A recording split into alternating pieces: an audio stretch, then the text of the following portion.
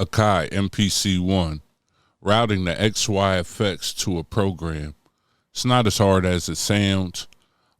Pretty simple things you want to do. First, you want to match up your BPM to the sequence that you are routing to program 1 to a pad, and you want to make sure the bars are the correct length. What's going on, guys? It's your brother OTG. The OTG's for Overtime Grind. Hardly seen, but I'm always around. And today I got my MPC One. Right now I'm about to route the XYFX from a sequence that I made in song mode. I bounced it down to a sample. I'm checking right now to make sure everything is the right length. I'm going to press record to play into that first note. Boom.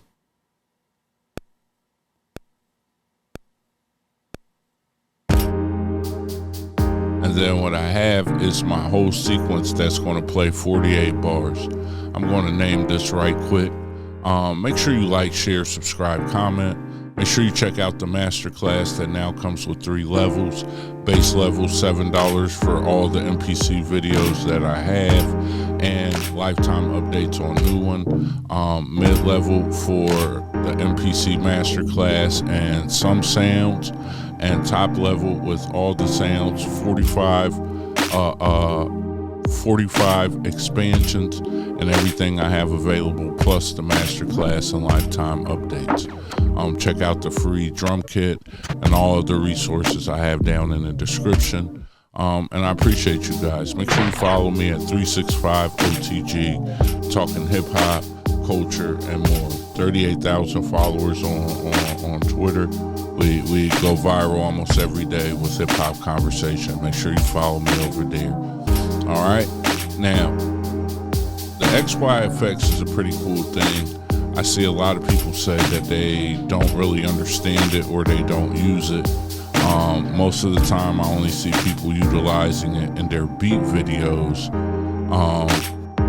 I think it's because a lot of people don't understand or know how to route it in a way that makes sense in your workflow. So today, that's what I'm going to show you. So right now, we're playing around with it.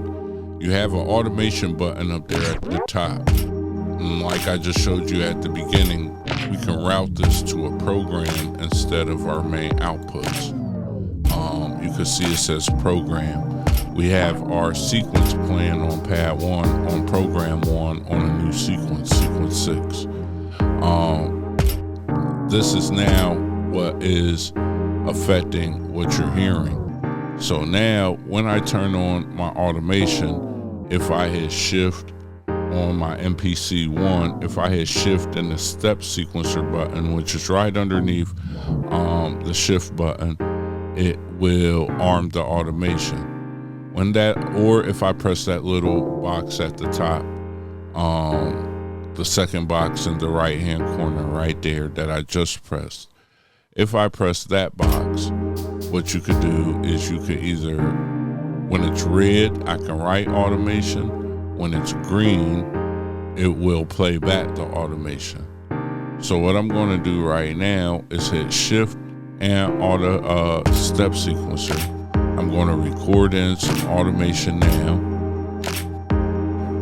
and I'm going to let you guys hear it. We're going to do that. We're going to record in some drag on our tape stop. Make sure you like, share, subscribe, comment, hit that notification bell. Check out the masterclass. Even if you think you're a master, there's still other things that you can learn. I'm always looking and searching and finding more content and just better ways to get better on my MPC. So, even if I consider myself a master, I still go out and learn even more. So don't take it as a slight if you gotta take the master class. It's not a diss, it's just something, it's what it's called right now. It's just a course. All right.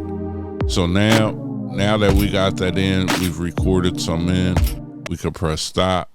I hit my automation button. We're gonna turn it off again. When I hit main, you can hear it.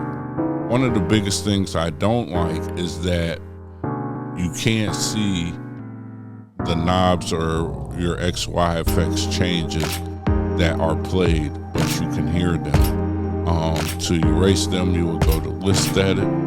So like right now, I don't see any of the values, but I can hear them. Maybe Akai will fix that in the future. But that's a short tutorial on how to route your XYFX and get it to a sequence. That way you can have some automation and you can kind of build on top of it. Make sure you like, share, subscribe, comment. It's your brother.